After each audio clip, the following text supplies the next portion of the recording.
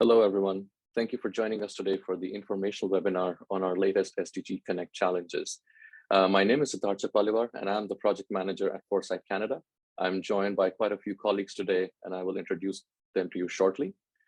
Before we proceed, I would like to begin by doing a land acknowledgement.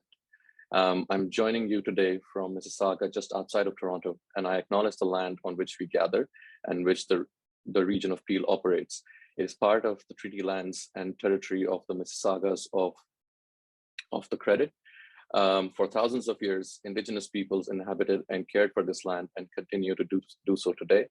In particular, we acknowledge the territory of the Anishinaabe, the Huron-Wendat, and the Haudenosaunee, and Ojibwe Chippewa peoples, the land that is home to the Métis, and most recently, the territory of the Mississaugas of the Credit First Nation, who are direct descendants of the Mississaugas of the Credit. I'm grateful to have the opportunity to settle and work on this land, and by doing so, give my respect to its first inhabitants. Today, we are excited to talk about two of our latest SDG Connect challenges focused on water quality and management solutions. These challenges are being delivered in collaboration with Export Development Canada, the Office of the Canadian Trade Commissioner Service in the United Kingdom, and United Utilities. United Utilities are one of the largest water wastewater companies in the UK's monopolistic and regulated water sector. Their coverage spans the northwest of England, serving 7 million customers, over 3 million homes, and 200,000 businesses. Through these challenges, United Utilities are looking for innovative Canadian solutions in two areas, the first being reduced environmental impact of combined sewer overflows, and the second being improved water quality. We will dive into the details of both these challenges shortly, but before that, I would like to give a brief introduction to Foresight Canada and our SDG Connect Challenge service.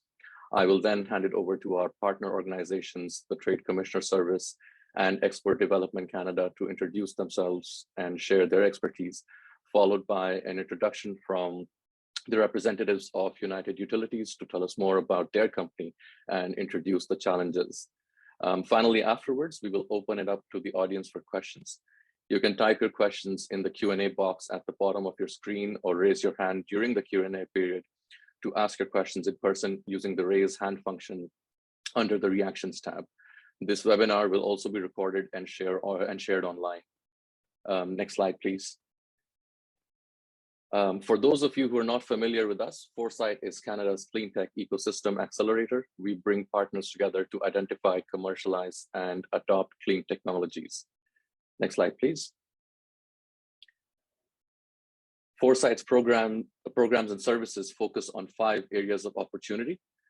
Accelerator programs help innovators and ventures across Canada grow successfully. Our innovation challenges that match industry with clean tech solutions. We also accelerate clean tech through capital attraction to enable funding support at all stages. We enable export development by building innovation capacity, and through our multi-stakeholder networks, we facilitate collaboration within the clean tech ecosystem. Next slide, please. Since 2015, we have supported over 750 SMEs, created more than 6,700 jobs, and delivered an economic impact of over $1 billion. Next slide, please. Through our industry challenges, we collaborate with industries across sectors to understand their needs and connect them with innovative technologies to address climate change. Next slide. As part of our industry challenge service, Foresight is pleased to offer the SDG Connect Challenges, where we connect international businesses who are looking to reach their sustainable development goals with Canadian companies with clean tech solutions through open innovation challenges, all in an efficient, affordable, and low carbon way, all virtual. And now I will hand it over to our colleague, Jason Key of the Canadian Trade Commissioner Service in the UK to give an overview of the TCS and introduce himself. Over to you, Jason. No, thank you very much, Siddharth, for the introduction. And congratulations on the work that you continue to do. Some impressive figures there helping Canadian businesses. So we're very grateful for that. My name is Jason Key. I'm the Trade Commissioner responsible for the water sector at the High Commission of Canada based in London, United Kingdom. We are part of the Canadian Trade Commissioner Service, which itself is part of Global Affairs Canada, the federal department.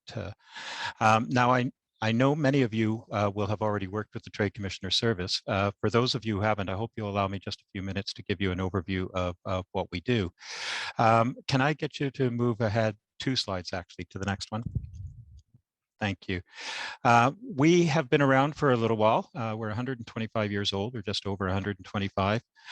We are more than 1,000 trade commissioners working on the ground in more than 160 cities across Canada and around the world. But our role is simple. We're there to help Canadian businesses grow by connecting them with funding and support programs, but all focused on helping to build your business internationally and into foreign markets. We basically do this around 4 core services. If I can get you to move to the next one. So, yeah, thank you. We are in the markets that you're interested in. So we're here to help you to prepare for these markets.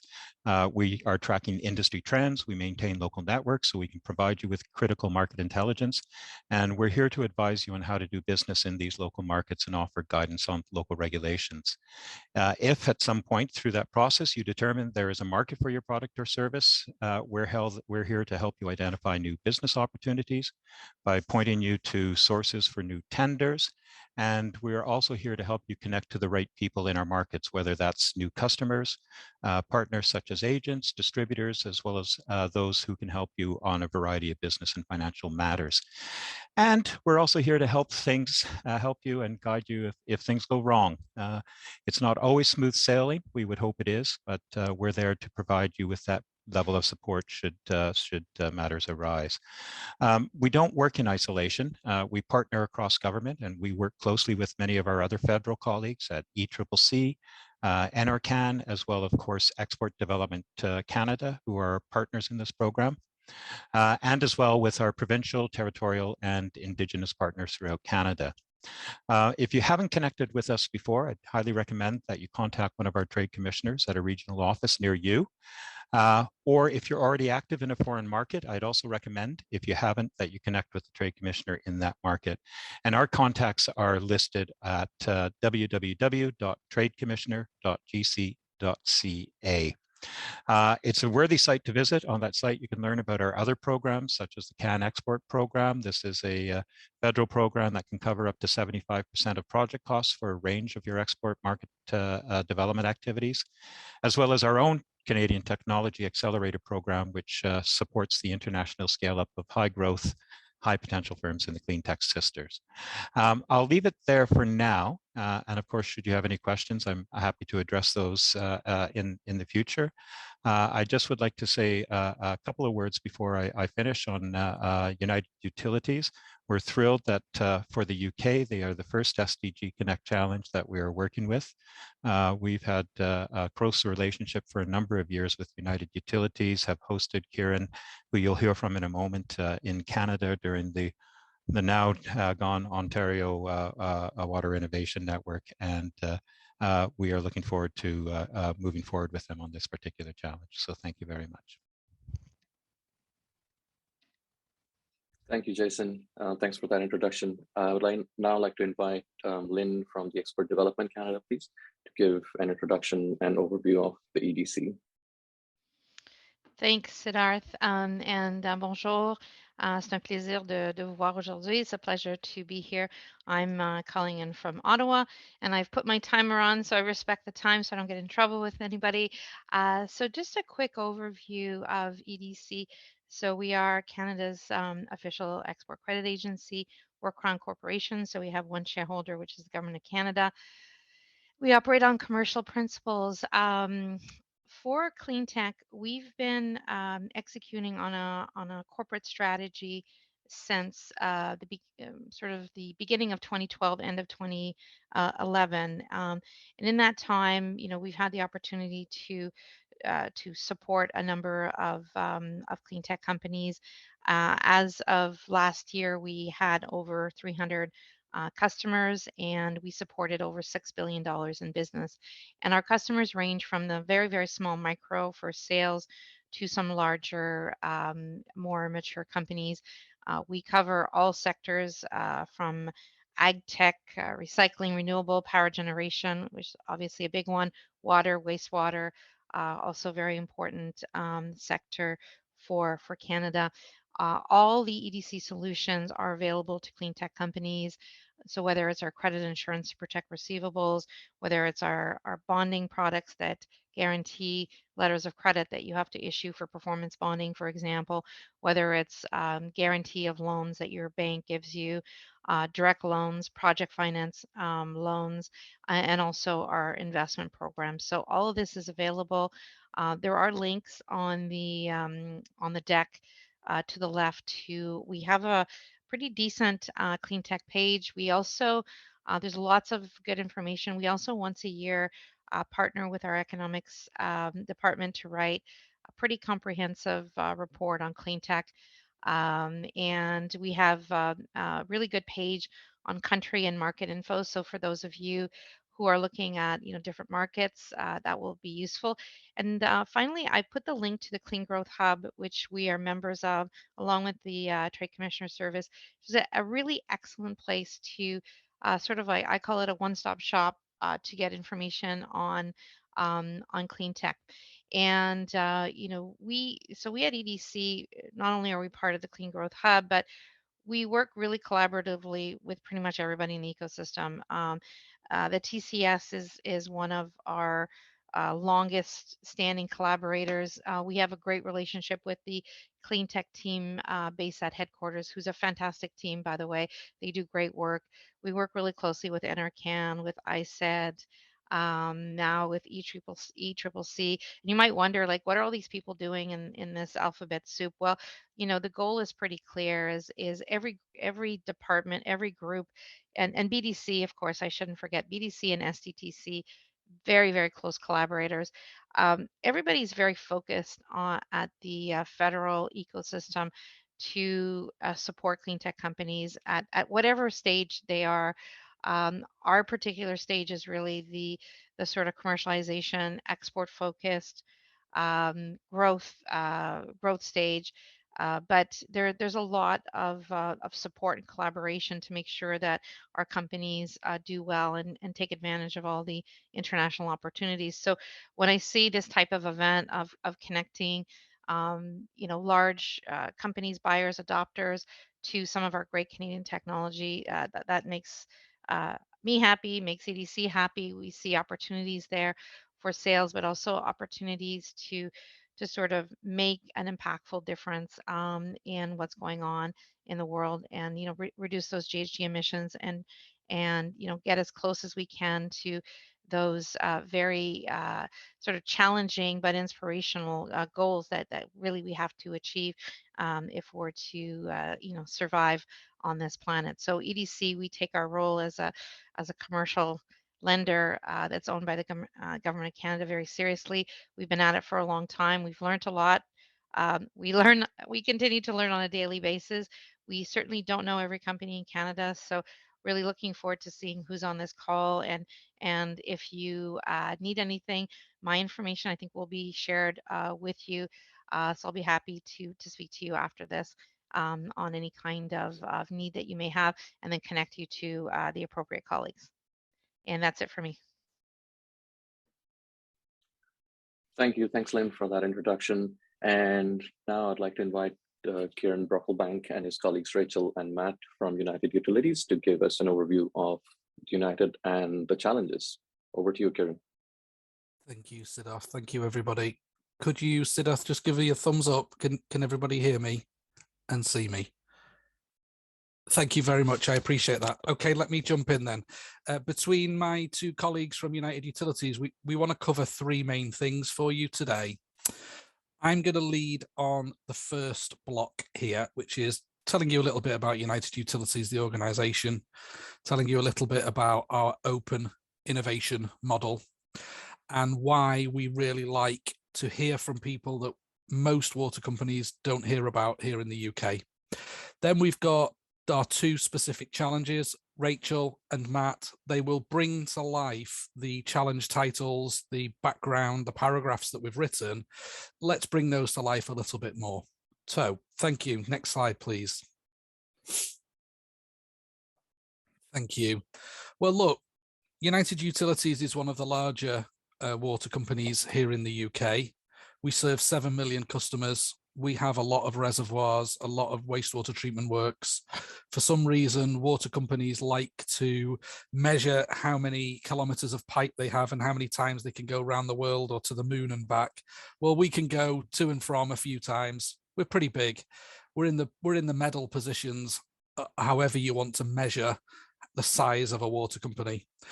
Here in the UK, it's a changing sector. We're a regulated market. We happen to operate and have the monopoly in the northwest of England. It's quite a large geography and lots of customers, as I've mentioned, but the sector is changing. They are trying to be more open to new ideas. And I think that's a great thing. And we as United Utilities, we're trying to capitalize on that momentum, and let's find the best ideas we possibly can. Definitely what is happening is that we have a focus on innovation. It's one of the 3 employee behaviors that we ask all of our employees to adopt. One is being customer focused. Another is deliver on what you say you will, integrity, trustworthiness. And the third one is innovation. We expect our employees to be innovative, to share ideas, to find new ideas, to be more open to ideas that others suggest, to be continually hunting and closing down problems, and to be very open when big innovation changes come along, things, transformational ideas that change how the company works. To make us more effective in how we use that innovation power, we have a middle column there, our model. We have an innovation model. It's available on our website if you wanted to search for that. But the model has a number of parts. It has a strategy, it has a process, it has the enablers, and my team's job is to make sure that we get all of that activity focused in the right places. But you know, we have an aim with our model. The first is to get more people connected, whether that's innovators from outside of our organization and the decision makers in our organization. Maybe it's about our employees being more engaged with our innovation efforts. Certainly, we know that the best way of finding good ideas is to find lots and lots of ideas. So we talk to lots of suppliers, whether that's here in the UK, our traditional supply chain, or whether it's through challenge processes like this, and we're equally delighted to be working and leading this first one. The whole point of our model is to go faster than we would do without a model and without a process and without a strategy. So the idea is to accelerate. It's to find ideas and to go faster than we could have gone just on our own. So play to the strengths of Foresight, play to the strengths of our trade support, play to the strengths of United Utilities, and play to the strengths of the innovator. And finally, here we want to share our story. We want to tell other water companies what we've been doing so that the sector can raise its standards as a whole. And we also want to tell our customers that we're working hard on their behalf and keeping their domestic water bill and wastewater bill, keeping that as low as possible. And of course, in all of that, we have challenges. We have things that we're trying to achieve because, you know, our customers and the environment deserves the best water company. They deserve to have the best ideas running their business. We have a number of methods then that we use to find the best innovations and to put them through their paces and then to get them over the winning line into adoption. One method is called our Innovation Lab. It's very similar to what we're doing here, which is to set a problem statement and allow innovators to respond with their best ideas. And as such, then we get a high volume of ideas and we get a wide diversity of ideas, whether that's technology, whether it's business process, whether it's a different way of cutting and analyzing data, whether it's just doing things in a different fashion. Our lab is one of our most successful programs of doing that in a very formalized fashion. We also have internal innovation focuses. So we're trying to get our employees to be innovative. That's the innovation with the pink lady there. We have a number of methods that we use to try and get the best ideas onto the table for people to consider. We also have partnerships with innovators. So we've tested and proven a single idea from a company, but you know what? They like us, we like them, they're innovative, we've got a demand. Why don't we continue to innovate together? So actually, one of the things that we do that differentiates us from others is we actually co-locate suppliers with us at some of our sites, and we find that's quite helpful. We continually test and improve on ideas, find the next idea, and let us test and trial it first. And we need partners to do some of that. And we happen to work with one organization called Elmarks, who are particularly strong, and they're connected to a lot of the startup community, the places where a large water company like ours, we just don't visit frequently enough, but they do, and they can help us. Foresight, of course, this challenge is one of our methods. Next slide, please. Thank you. The reason that we put backing to this open innovation model is we believe, and we have a track record that shows, it brings mutual benefits. So we work hard on a few things. We absolutely love speaking to new people because they bring those 3 dimensions that are in the middle there. Speaking to more people gives us the diversity of thinking, the diversity of background and experience, the different cultures, the different approaches to the world. We find that very stimulating because we can get set in our ways as a large organization, but we like to have access to a wide diversity of people and a wide diversity of ideas. And we think that that's beneficial to both parties. We find innovators to be very curious. They want to learn about our problems. They want to learn what's the real root cause of problems. They're hungry for more information. They ask the kind of questions that we don't ask of ourselves. And again, we find that very inspirational, and we'd like to tap into more people who want to be more curious. Finally, of course, particularly the smaller, more agile companies we observe, but it's not unique to them, but that whole doability, we can jump hurdles together quickly because of that can-do attitude, and not just an attitude, but a track record and a delivery in being able to do this. So we're very open to more people with better ideas, and we work hard on that. Particularly, we work hard on finding and persuading suppliers to work with us. So finding them is through this Foresight process, let's say. Persuading them to work with us is our support to this webinar and showing you we've got these big challenges that we'd like your help with. Brokering, how on earth does anyone navigate their way around a large company to meet the decision makers, to get the technical support, to get the feedback on an idea, to get the governance, to get the sequence of events that needs to happen? My team puts effort into that. We also put a lot of effort as a company into adopting and then optimizing. We don't rest on our laurels. Once we've got an idea over the finish line, we don't stop. We continue to optimize it. And finally, and I think very relevant to helping us persuade people to come and work with us, is endorsing. So yes, United Utilities has a large demand for many products and services, but you know what? We've got great credibility here in the UK.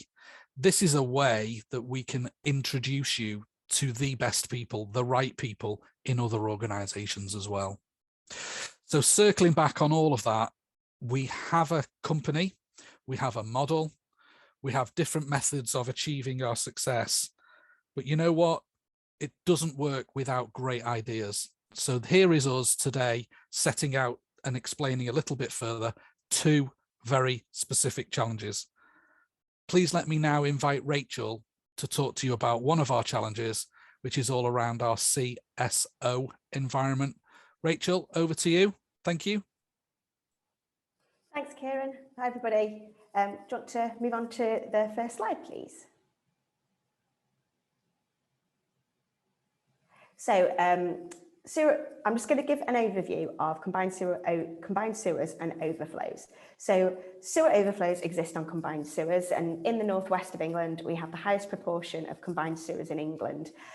These were mainly built by the Victorians, and over half of our sewer network is combined, which is therefore likely to result in a greater number of spills from storm overflows. So a combined sewer collects wastewater from our homes and rainwater that falls on our roofs and on roads. So it combines those two different types of water. This then goes on to a treatment facility to be cleaned before returning to local watercourses or to the sea. In periods of heavy or prolonged rainfall, this rainwater can overwhelm the system and it causes an overflow to spill. And I'll go on to the different types of overflows in a bit. Just as a contrast to that, separate sewers are where you keep the surface water and the foul water completely separate. So the rainwater is then taken directly to the rivers or the sea, and then the wastewater is taken directly to the treatment facilities to be cleaned. So where systems are fully separated, we don't need to have sewer overflows on them, as that rainfall doesn't impact the amount of flow within those sewers. And the risk of flooding can be adequately managed through that system. Since around the 1950s, new developments and new housing estates have been built with separate drainage for rainwater and for foul flows, but these separate flows can still both find their ways into the combined sewer before they reach the treatment works. I want to move on to the next one. So my next slide here just explains the two different types of storm overflows. So CSOs, which is what the title of this is called, are combined sewer overflows. So this is where in those periods of heavy or prolonged rainfall, the sewer will start to fill.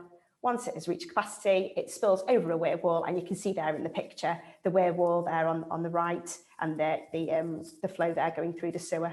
When that level increases, it overwhelms the sewer and it will spill over that weir and then out through a separate pipe into the environment. You can see at the top there we have an event duration monitor. So this is a level sensor that detects that level of the water in the sewer and identifies when the level reaches the height of the weir and is therefore spilling. So this is then recorded as a discharge event. So these are the majority of our storm overflows. They're found within our wastewater network. They are on lengths of sewer like this, or could be near a pumping station and at the inlet to wastewater treatment works.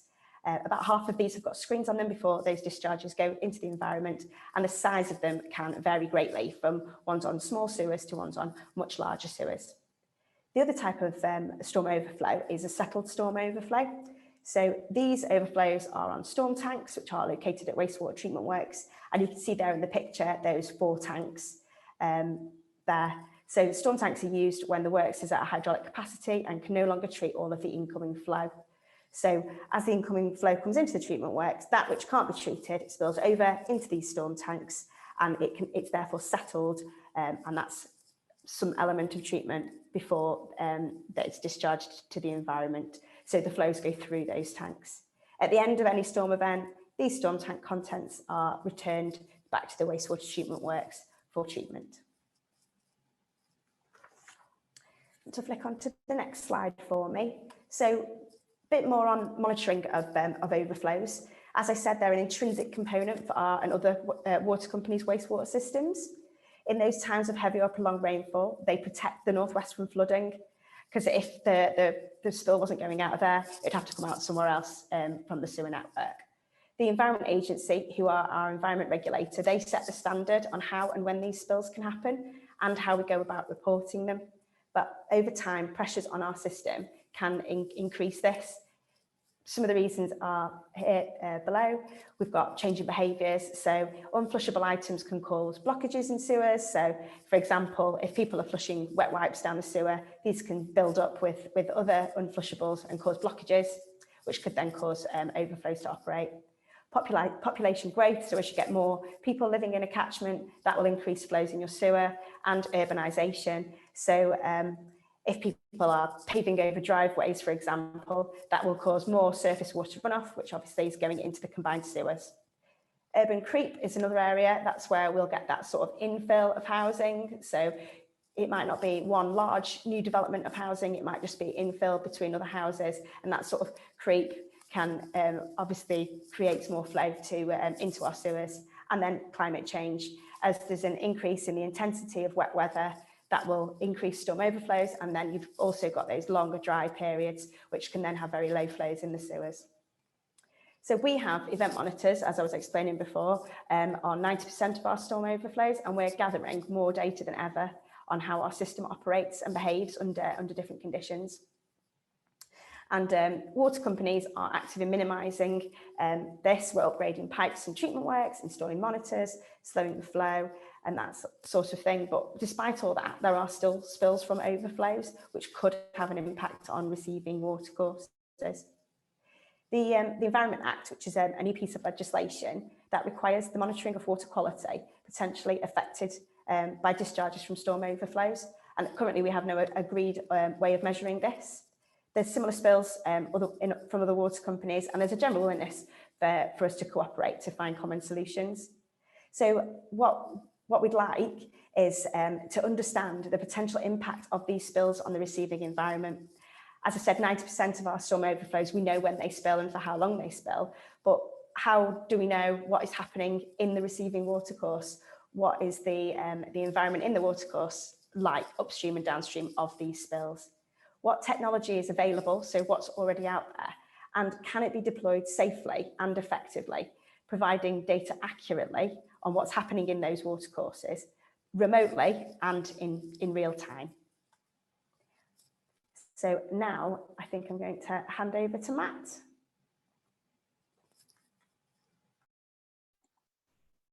Thanks, Rachel. Yeah, I'm Matt Hampson. Oh, can you hear me? Yeah, I think I managed to do that a bit correctly, although I maybe look at the wrong screen. So I'm not sure if I've got the video set up properly. So yeah, my name's Matt Hampson. I'm innovation scientist on the water treatment side of things, so clean water side of the business. I've just got a few slides on our more general question about improving water quality. If you go to the next slide, please. So just to introduce a bit of background about our clean water business. United Facilities, I think some of these numbers on the left-hand side we referred to already. We're a big water company. We supply water across the northwest of England. It's really all we need to know. There's quite a diverse geography over that area. So we have some hilly areas in the Pennines and Lake District, for anyone familiar with the UK. And in those areas, we're supplying water mainly from upland reservoirs. In the southern half of the region, we're more dependent on rivers and boreholes. And we have a real mix across the region. Most of the network is integrated, so water is moved around a lot, and in fact there are some long distance aqueducts taking water, for example, from Cumbria, where we get a lot of rain, down to the large cities of Liverpool and Manchester, which are obviously where the population centred in our region.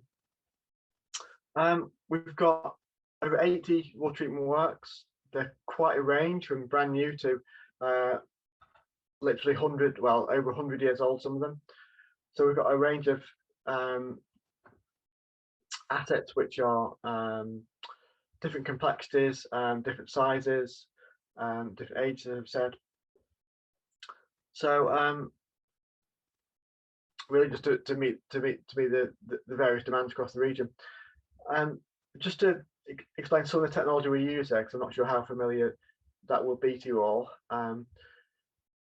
It really depends on the site. Our simplest sites are simple borehole sites where we're just chlorinating groundwater, and then we have complete 3-stage works with coagulation, clarification, a range of different types of clarification processes, some which might be 50 years old, some a bit newer. Typically rapid gravity filtration, so with either sand, anthracite, or granular carbon media. Some sites use membrane filtration to remove, for example, cryptosporidium. We use granular carbon in some cases for pesticide and taste and odor removal. Chlorine is our main disinfection process. We don't use chloramination like some of the other UK regions. And then in some specific cases, we use UV disinfection. And in fact, that's one of our most innovative technologies. We have a site, Cumwinton in Cumbria, where we're using LED disinfection. And that's thanks to a project that Kieran was able to lead on, and making contact with an innovative company, providing a new technology to disinfect water. So that's just a little bit of background about who we are as a company. Our problem on the water quality side is not as specific as Rachel's on the sewer overflow situation. I just wanted to explain who we are, what we do. Can we move on to the next slide, please? This is just a little bit of background about some of the challenges we face, and we're hoping that the companies involved will really use this as a backdrop to provide some innovative solutions that we're not yet aware of. So some of the background problems we have is asset health. Some of our treatment work, some of our surface reservoirs are aging. They're maybe not on used technology and also starting to deteriorate in performance. We're very aware of changes in raw water quality. So these may be linked to climate change, things like change in organic levels and issues with algae and taste and odor particularly. Also suffer from effects of raw water, availability of raw water. So we do occasionally enter sort of drought periods where we have to either limit production, where production is can't quite meet demand. That's fairly rare in the northwest of England, but does happen. We're also limited occasionally due to the water quality, where, for example, we have sites with high metals or high taste and odor problems, where we have to turn off treatment works, and that limits our production capacity. And that's one of the big problems we have. In terms of specific issues, I've just alluded to before that. I mean, you're welcome to suggest solutions to other problems not on there, but just a bit of background. So metals removal tends to be an issue quite frequently. We are struggle often with iron and manganese. Although we can meet our regulatory requirements, we'd really like to reduce those metals going to the network to avoid discoloration for customers. We struggle with corrosivity of water. We have a range of hard and soft water, as I've alluded to the geography of the region. Some sites, some location of the network may receive hard water or soft water, and some may receive a changing blend depending on customer demand and production capacity at any one time.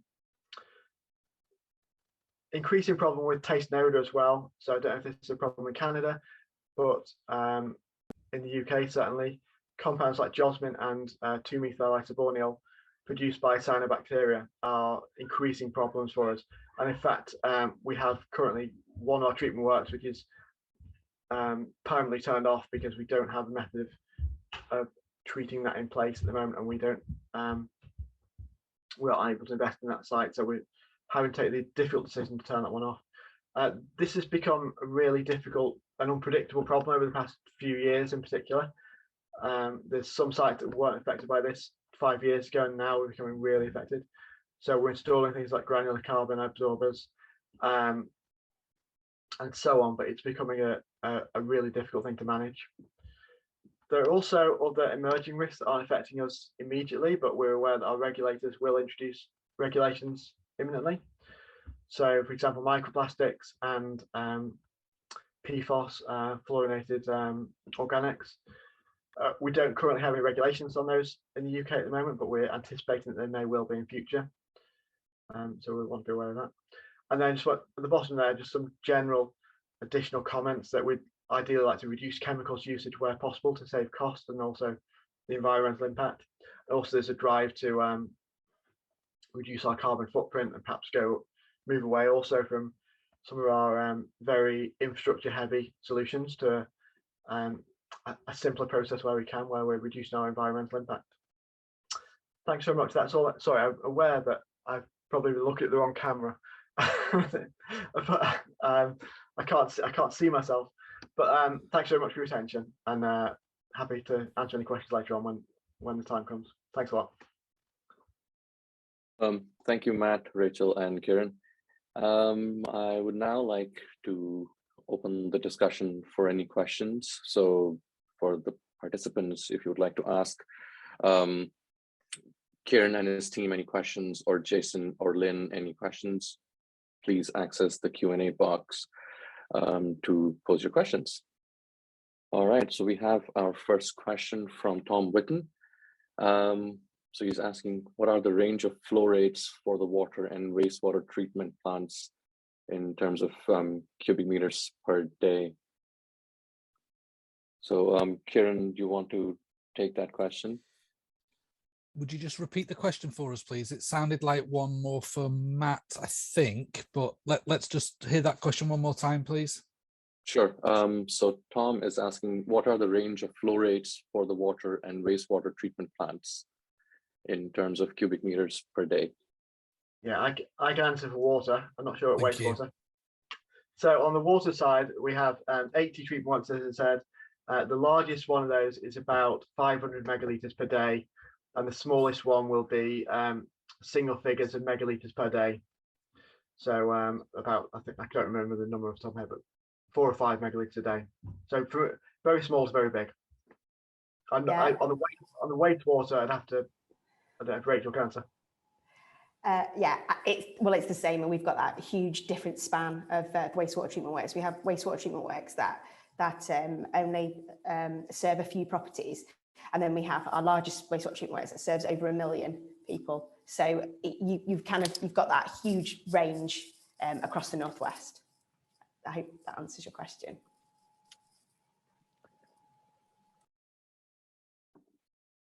Thank you for those responses.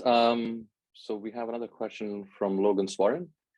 So the question is, so field-based methods for analyzing iron, metals, and other PFAS would certainly be relevant for the water quality challenge. What is the timeline for the pilot, etc.?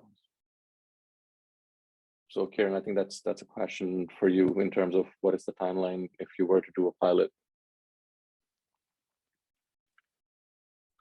Thank you. Well, of course, on the screen right now are the timelines for when the pitch presentations will happen. And then we'll move after the June 24th, we'll then move to designing a trial with you. So it'll be as quickly as you can respond and we can respond. Why wouldn't we aim for an August start date, something like that?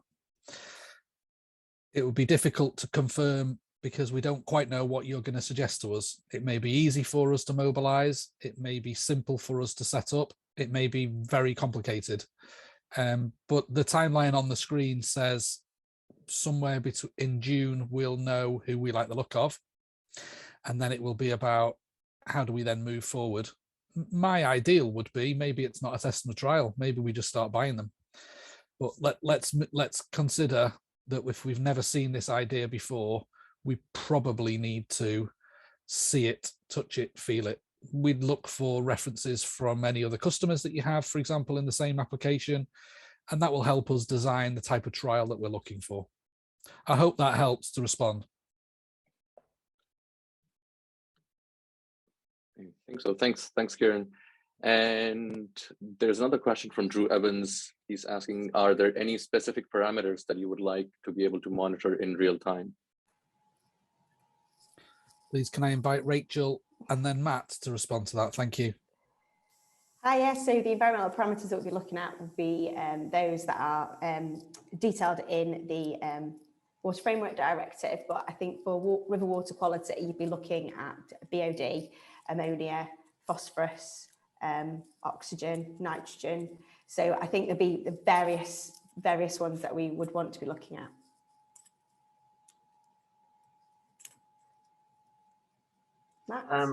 Yeah, on the clean water side, yeah, range metals, as has been mentioned. The taste and odor compounds that I mentioned, we have a kind of holy grail of an online Josmin detector. Would be fantastic. I don't know if that's practical. We've explored that with a few companies previously.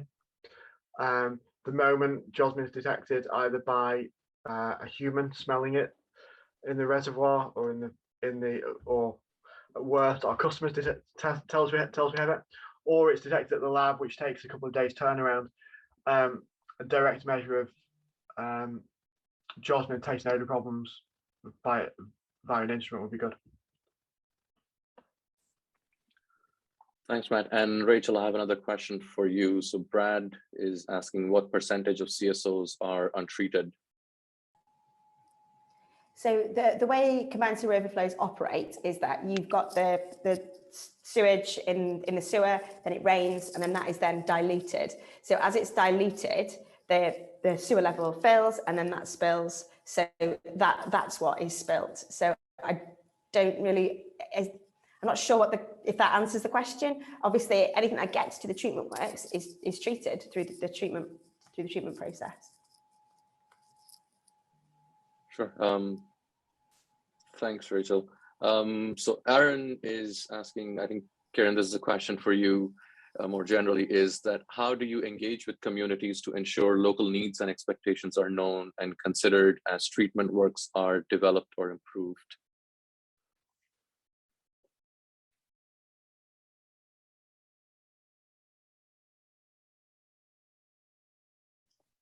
You're on mute, Kieran.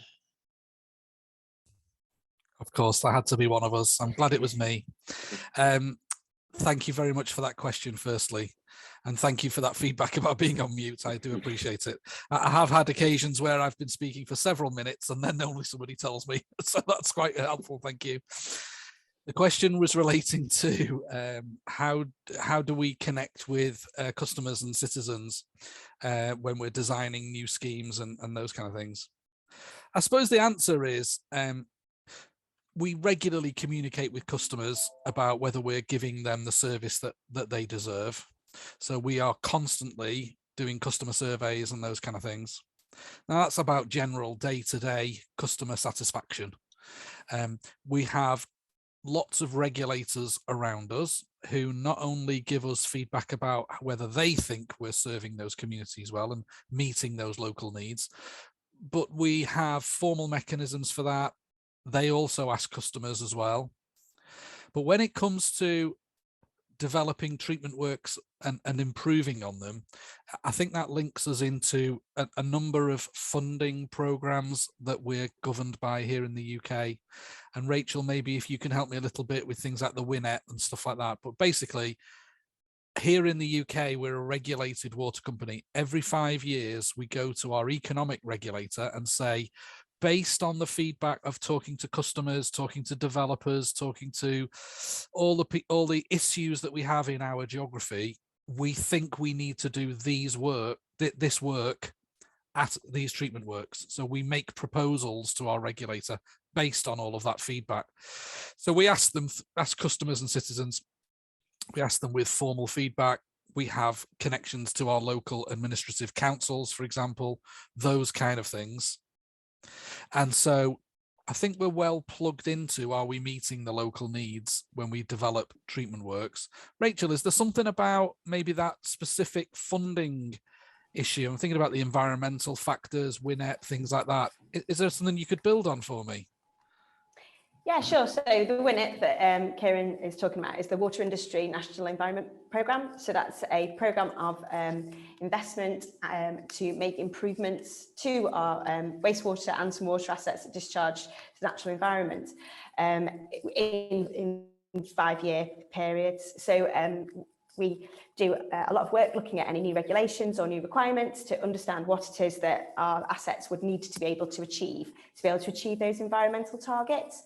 So that might be that we've got to do, for example, some phosphorus removal at a wastewater treatment works, or that's things like that. So you're making those enhancements to the assets. These are all part of this WINEP, which is a list of activities that we need to achieve within that 5-year period.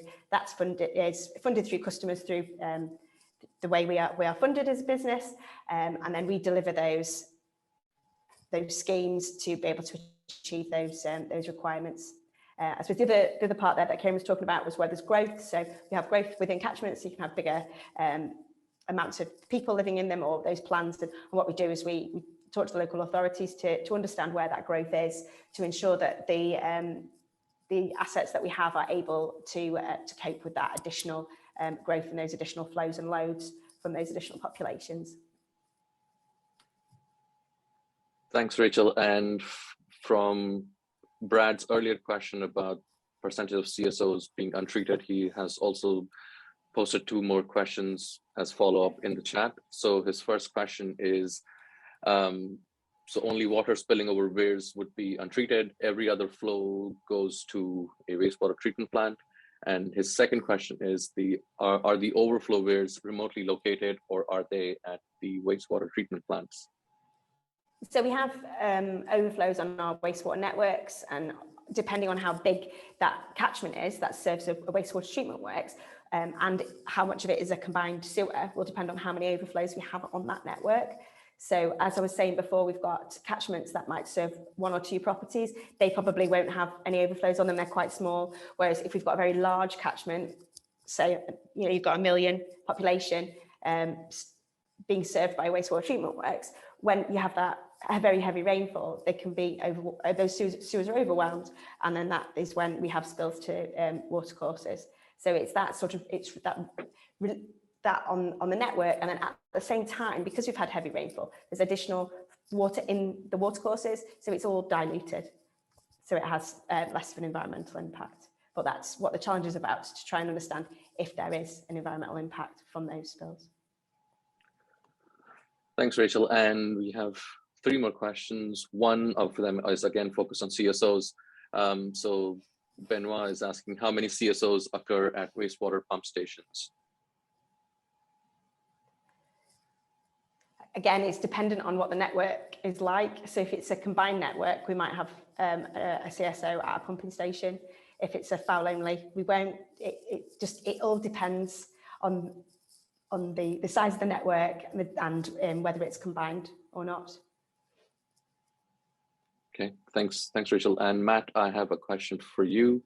So Babak Adeli is asking that, are there any disinfection targets for the water quality challenge? Matt, I think you may be on mute. Yeah. Sorry, I was on mute.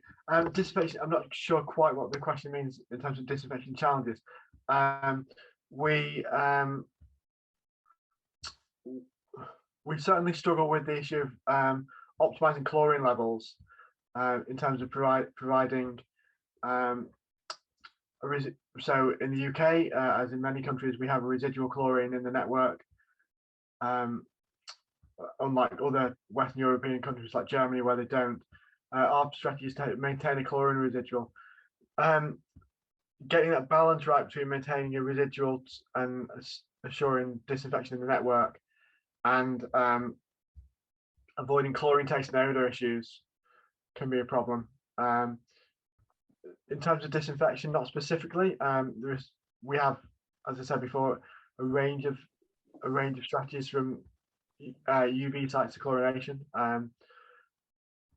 If there's anything in that sphere, then we're certainly open to new ideas, and that's, as I say, where the UV LED disinfection came in has been a brand new idea. So there may well be another idea along those lines. Hope that answers the question.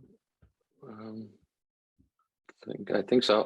There's another question for you, Matt, from Drew Evans. So he's asking that you are currently using UV254/UVT Realtek monitoring solutions for your UV disinfection systems, but have you considered or looked at UV254 to assist with your raw water quality monitoring interest, providing real-time organics?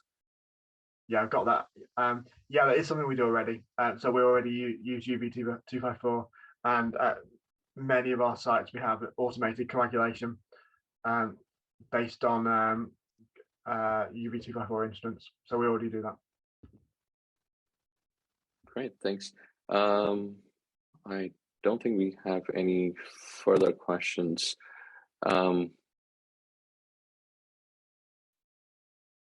Yep, I'm just scanning the chat to see if I've missed anything. No, I think that kind of covers it. So if there are no more questions, we can we can proceed further. So just before we end today's session, I would like to share some of the important dates. As you can see on your screen, we are going to accept applications until April 29, end of day. All the finalists will be notified and they will be invited to make a pitch presentation about their solution during the week of June 13th. We don't have a fixed date yet, but we will share the dates of the pitch presentations with all the finalists closer to the date. And the winners will be selected at the end of June 24, at the end of June 24 to be more specific. And I think somebody asked the question as well, and as we mentioned earlier, the applications will only be accepted from companies that are Canadian owned and based in Canada. So I think with that, if we don't have any more questions, and can we also move to the next slide to share the contact details for this challenge?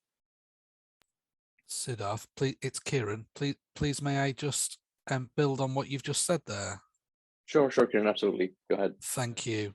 The previous slide talked about winners, and it might be worth us just talking about what does winning mean. Winning means United Utilities is more aware of your solution. Perhaps we move to trial. Perhaps it's just about buying some of the units. Certainly it's about exploring further. And I think something I'd like to offer any people who apply, winning doesn't mean that that's a one hit time that we ever talk to you. I think I'd like to use this challenge as a way of learning about your company. Perhaps your solution is not right for us just now.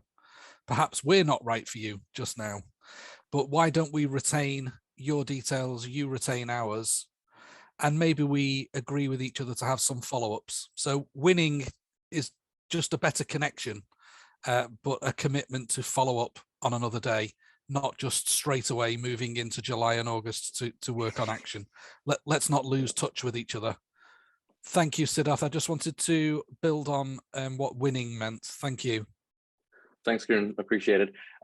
So for all the participants, I would like to point out that for all information related to these two challenges, they are available on Foursight's website under our challenges tab. The link is shared with you on the screen. And if you have any further questions about either of these challenges, please contact us using the SDG-Connect@foresight.com email address provided on the slide. And we wish you good luck with these challenges, and we hope you get an opportunity to collaborate with United Utilities pretty soon. And I think with that, we would like to bid you goodbye and good luck. Thank you everyone for joining us today.